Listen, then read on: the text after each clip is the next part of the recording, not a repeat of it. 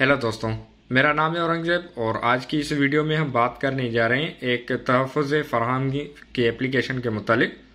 जो कि आप देख सकते हैं जिसका टाइटल है application under section 22A and B criminal procedure code के तहत एक दरख्वास्त दाखिल की जाती है जिसको अक्सर आम ज़बान में 22A भी कहा जाता है। 22A का मकसद और जो मकासद होते हैं वो यही कि FIR या फिर स्टेटमेंट रिकॉर्ड करवाना कोर्ट के ज़रिए। अगर पुलिस अथॉरिटीज़ अपना काम फंक्शन सही तरीके से परफॉर्म नहीं करते तो हम 22A दाखिल करते हैं और अंडर सेक्शन 154 के तहत डायरेक्शन के लिए कहते हैं ऑनरेबल कोर्ट के ज़रिए कि हमारी स्टेटमेंट रिकॉर्ड की जाए, मतलब FIR दर्ज की जाए। उसके अलावा जो 22A के बाद भी एक प्रोविज़न है कानून में, उसके तहत एप्लीकेशन हम दाखिल करते हैं कि हमें तहफ़्फ़ुज़ फराहम किया जाए, कानूनी तहफ़्फ़ुज़ के लिए डायरेक्शन दी जाए कंसर्न लॉ इन्फोर्समेंट अथॉरिटीज़ को कि अगर हमें किसी किस्म के खतरात हैं तो उनसे तहफ़्फ़ुज़ फराहम किया जाए, या फिर हमें किसी भी किस्म के खतरात हैं तो उनसे हमारा तहफ़्फ़ुज़ किया जाए। लॉ इन्फोर्समेंट एजेंसी को डायरेक्शन दिलवाते हैं हम कोर्ट में जब हम application under section 22A and B criminal procedure code के तहत दाखिल करते हैं। तो वीडियो को स्टार्ट करने से पहले हमेशा की तरह आप देख सकते हैं मेरा विजिटिंग कार्ड। आप मुझसे मेरे मोबाइल नंबर, ऑफिस विजिट या फिर कमेंट सेक्शन में कांटेक्ट कर सकते हैं, जिसका बाकायदा से मैं आपको रिप्लाई दूंगा और कानूनी रहनुमाई दूंगा। उसके अलावा चैनल को फॉलो करें ताकि दूसरी जो कानूनी वीडियोज़ हैं मज़ीद रहनुमाई आपको इसी चैनल पर हासिल हो सके।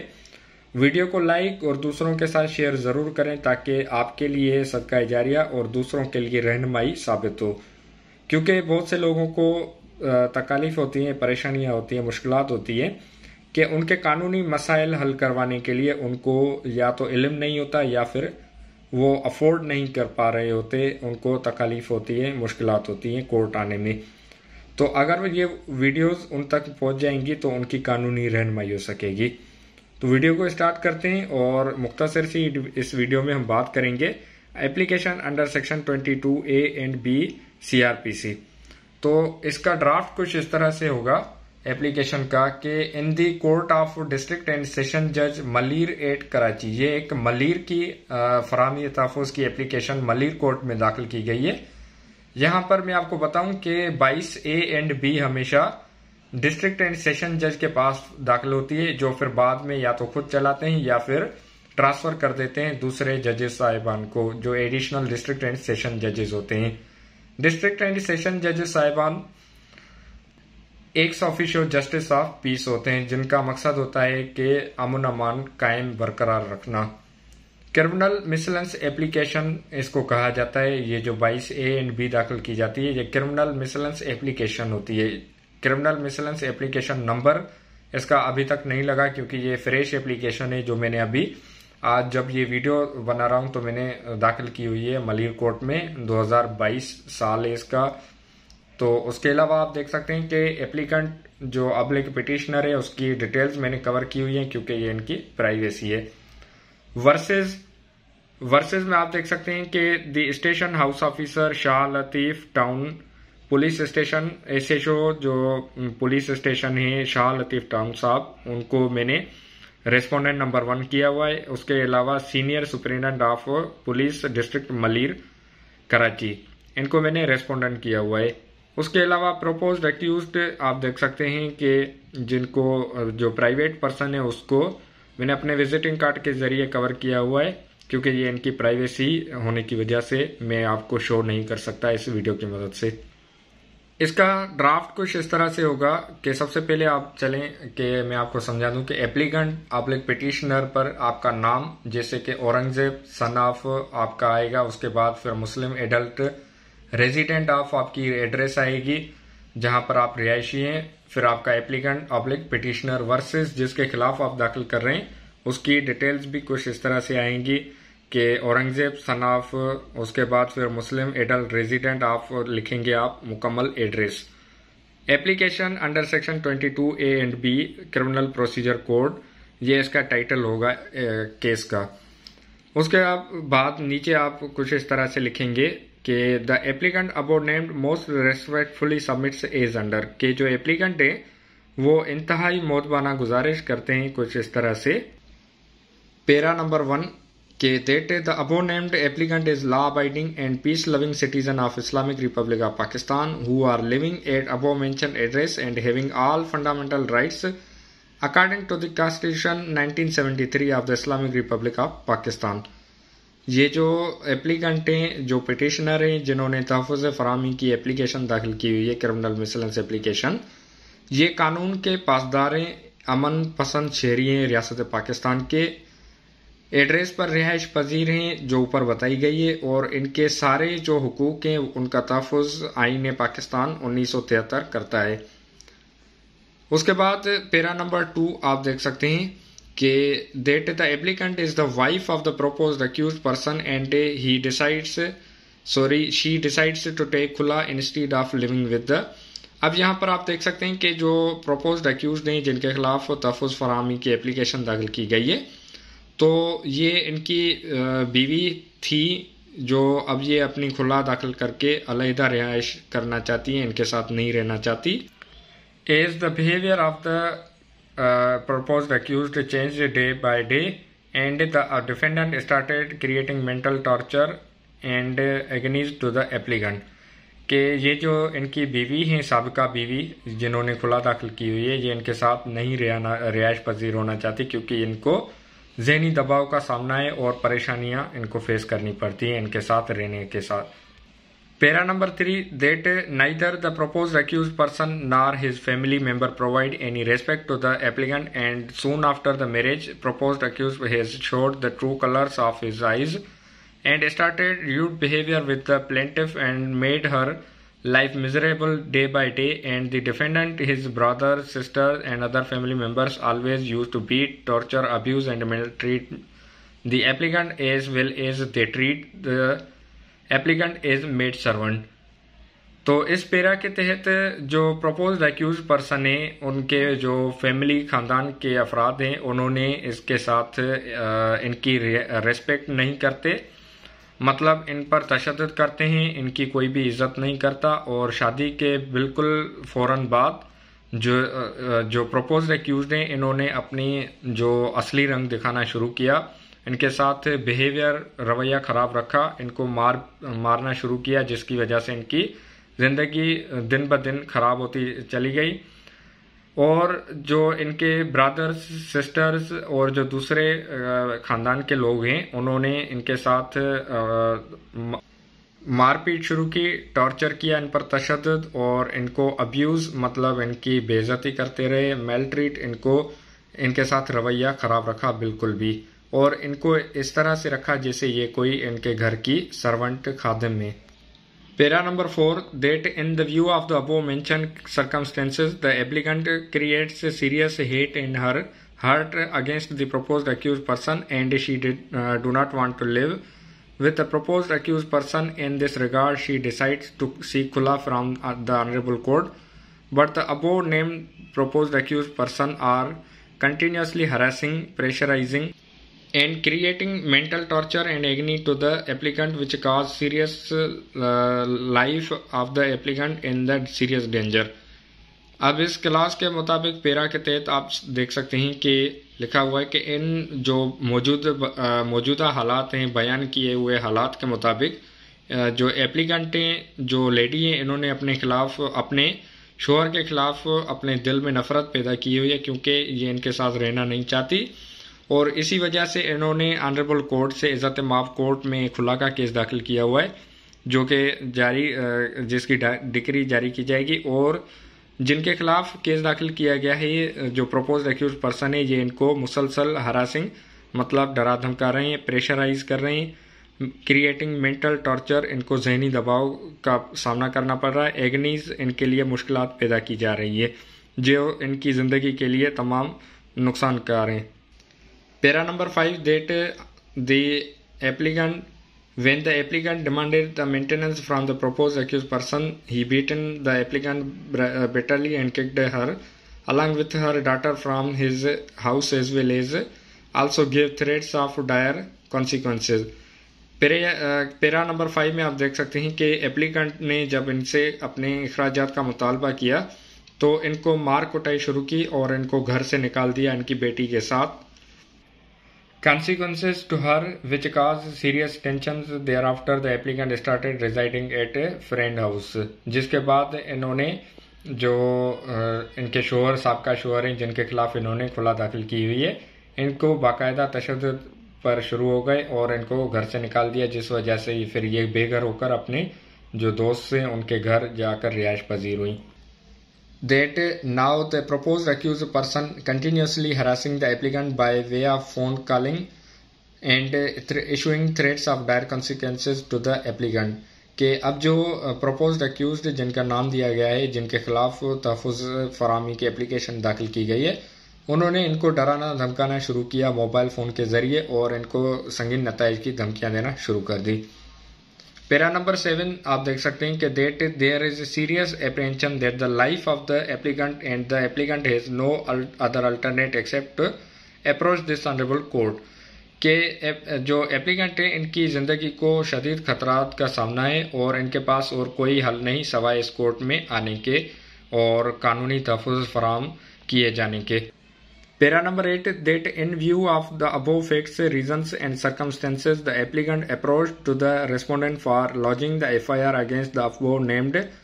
culprits and for taking necessary legal action against them, but the respondent has miserably failed to take any action against, as well as still failed to lodge the FIR against the above named culprits. Photocopies of the applications are enclosed herewith and marked as annexure A and A1. अब आप देख सकते हैं कि यहाँ पर वही हकायक का बयान किया गया है कि ऊपर बताए गए हकायक और असबाब के सबब और हालात को मद्देनज़र रखते हुए रेस्पोंडेंट को एप्लीकेशन दी गई थी कि आप इनके खिलाफ FIR लॉन्च करें, दाखिल करें, फर्स्ट इंफॉर्मेशन दाखिल की जाए, कल्प्रेट से जो प्रोपोज्ड अक्यूज्ड हैं इनके खिलाफ कानूनी कार्रवाई की जाए, लेकिन जो रेस्पोंडेंट हैं SHO और SSP इन्होंने इनके खिलाफ कोई भी एक्शन नहीं लिया और जिस वजह से ये एप्लीकेशन दाखिल करने के बावजूद भी इनके खिलाफ एक्शन नहीं लिया गया। Photocopies of the applications are enclosed herewith and marked as annexure A and A1। आप देख सकते हैं कि जो एप्लीकेशंस मूव की गई थी, दाखिल की गई थी SHO के पास और SSP के पास, उनकी कॉपी यहाँ पर लगाई गई है। जो SHO को दी गई थी A और SSP को A1 बनाई गई है। तो अगर आपके पास कोई मुतलका डॉक्यूमेंट एप्लीकेशन हो तो आप लाजमी लगाएंगे 22A के साथ, क्योंकि आपका केस दाखिल तब होगा 22A भी जब आपने SHO को एप्लीकेशन बाकायदा फॉरवर्ड की हो, तभी आपको इसका जवाब मिलेगा ऑनरेबल कोर्ट से, वरना फिर आपकी ये डिसमिस हो जाएगी, रिटर्न हो जाएगी। Para number 9 that the applicant has no other effectuous and speedy remedy available with the applicant except to invoke the jurisdiction of this honorable court by way of filing the instant petition, के applicant के पास और कोई भी जराए नहीं है सवाए ये application दाखिल करने के ऑनरेबल कोर्ट के पास। Para number 10 that the incident is said to have taken place within the local limits of police station Shah Latif town Karachi, Hence this honorable court has jurisdiction in this matter, कि ये जो वाकया हुआ है या जो एप्लीकेशन दाखिल की गई है या जो केस दाखिल किया जा रहा है ये Shah Latif town police station की लिमिट्स में आता है और ये ऑनरेबल कोर्ट की जुरिस्डिक्शन में आता है, जिस वजह से ये केस दाखिल किया जा रहा है। Para number 11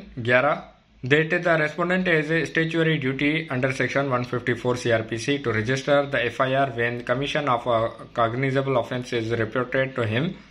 Hence the aggrieved person has a statutory right to get case registered and it is imperative for a respondent to register the same. इस पैरा का मकसद यही है कि 154 CRPC के तहत कोड ऑफ क्रिमिनल प्रोसीजर के तहत FIR दाखिल करने का बिल्कुल कानूनी हक है के दाखिल की जाए और जब कोई कागनीजेंस मतलब जुर्म हो तो उसकी तहकीकात के लिए FIR दाखिल की जा सकती है या फिर करवाई जा सकती है मुतासरा शख्स की जानिब से, क्योंकि ये उनका कानूनी हक है, लेकिन ये रजिस्टर नहीं की गई। अब आते हैं प्रेयर क्लॉज। ये प्रेयर क्लॉज जिसको इस्तदा कहा जाता है उर्दू में, ये इंतहाई अहम होती है जिसके बुनियाद पर हमारा केस डिसाइड होता है। मेरी आपसे गुजारिश होगी कि अगर आप वकील साहब देख रहे हैं ये वीडियो, तो आपको प्रेयर को मद्देनजर रखते हुए,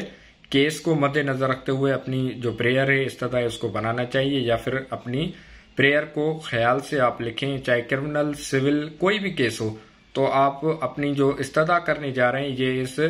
इस्तदा के बुनियाद पर ही आपका केस डिसाइड होता है। तो आपसे यही इस्तदा है, प्रेयर की जाती है कि आप प्रेयर को ध्यान से देखें, और उसके अलावा प्रेयर जो आपके civil, criminal,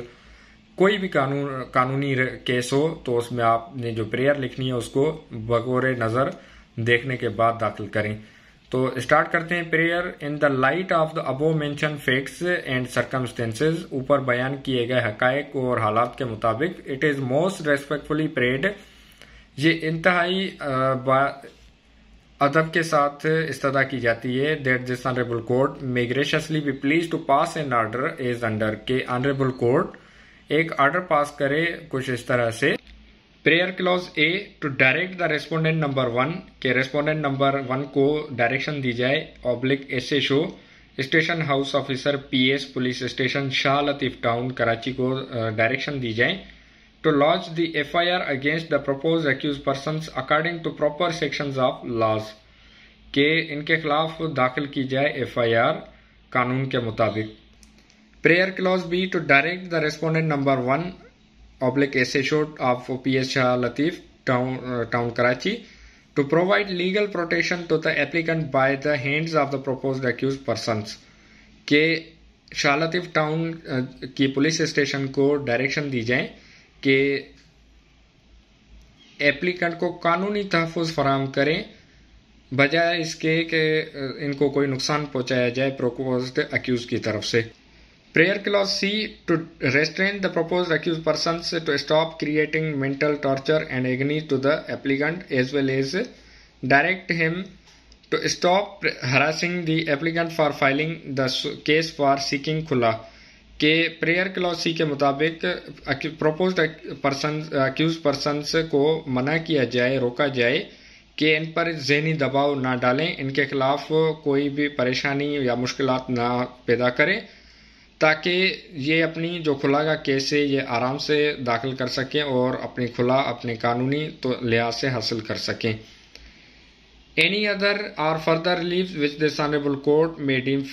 properly may please be granted, कि अगर इसके अलावा कोई फवायद या फ़ायदा देना चाहे ऑनरेबल कोर्ट तो ये उसकी मेहरबानी होगी। कराची डेटेड, उसके अलावा आप देख सकते हैं कि advocate for the applicant oblique petitioner, जो कि मैं हूँ। इस एप्लीकेशन के साथ जो एफिडेविट लगेगा वो आप देख सकते हैं कि कुछ इस तरह से होगा कि in the court of district and session जज Malir Karachi, criminal miscellaneous application number of 2022, applicant oblique petitioner versus respondent proposed accused person. ये टाइटल बिल्कुल वैसे ही होगा जैसे क्रिमिनल मिसलेंस एप्लीकेशन के ऊपर लिखा हुआ था, और यहाँ पर आएगा एफिडेविट। अब एफिडेविट में आप देख सकते हैं कि जो एप्लीकेंट है उनकी डिटेलें, कि daughter of so and so Muslim adult, अब इनकी जो रिहाइश है वो एड्रेस लिखी जाएगी। Do hereby state on oath, हल्फियन मतलब कसम खाकर ये बयान करती है। Affidavit para number 1, that I am deponent of this affidavit as well as applicant in this case as such fully conversant with facts stated herein, कि ये जो एप्लीकेशन दाखिल की गई है इसके हकायक से, इनके जो एप्लीकेशन है उनसे बाकायदा इनको पता है, हकायक से मालूमात है। उसके अलावा to that I say that the accompanying application under section 22A and B CRPC has been drafted and filed under my specific instructions, contents and whereof are true and correct to the best of my knowledge, and has been treated part and parcel of this affidavit for the sake of brevity, कि ये जो application के साथ बनाई गई है ये application, इसके बिल्कुल जो हकायक लिखे गए हैं ये बिल्कुल सही है, इसमें कोई भी गलत बात नहीं है, और ये दाखिल की जा रही है एप्लीकेंट ऑब्लिक जो कंप्लेनेंट है, पिटिशनर है, इनके कहने पर। C3, that until and unless the accompanying application is granted, I shall suffer irreparable loss and seriously be prejudiced, कि जब तक इस पर एप्लीकेशन पर फैसला नहीं होता मुझे बाकायदा से नुकसान होगा और जिसका अजाला नहीं हो सकता। एफिडेविट का para number 4, that whatever stated above is true and correct to the best of my knowledge believe to be true, के ऊपर जो कुछ बयान किया गया है ये बिल्कुल सही और दुरुस्त है। कराची डेटेड डेपोनेंट आप देख सकते हैं। तो ये था मुकम्मल draft application under section 22A and B CRPC का, जो मैंने आपके साथ शेयर किया। उम्मीद करता हूँ इस वीडियो की मदद से आपको कानूनी रहनुमाई हासिल हो सकेगी और 22AB का ड्राफ्ट आपको बनाने में बिल्कुल भी परेशानी नहीं होगी। अब मजीद रहनुमाई अगर आपको चाहिए तो आप मुझसे कमेंट सेक्शन में कांटेक्ट कर सकते हैं और कानूनी वीडियोस के लिए चैनल को सब्सक्राइब करें और चैनल पर इसी तरह के कानूनी वीडियोस मौजूद हैं, सिविल, क्रिमिनल, NIRC, ATC और मुख्तलिफ banking, FIA services, constitutional petition, high court और सुप्रीम कोर्ट के केसेस भी मौजूद हैं जो आप देख सकते हैं इसी चैनल पर मौजूद हैं। अगर आपको किसी भी किस्म की रहनुमाई चाहिए, आप फिजिकली मुझसे रब्ता करना चाहें तो मेरी ऑफिस विजिट कर सकते हैं या फिर कमेंट सेक्शन में आप अपना जो सवाल अगर करना चाहें तो कानूनी रब्ता रहनुमाई के लिए आप मुझसे कर सकते हैं। पाकिस्तान में हमें सुनने में आता है कि इंसाफ नहीं मिलता और मैं इस बात पर यकीन रखता हूं कि इंसाफ तब मिलता है जब हम अपना इंसाफ छीन कर लेते हैं। तो आपको बिल्कुल भी परेशान होने की ज़रूरत नहीं, आप अपने हुकूक की जंग खुद लड़ें और अपने हुकूक हासिल करें। कानून पर खुद भी अमल करें, दूसरों को भी अमल करने की ताकीद फरमाएं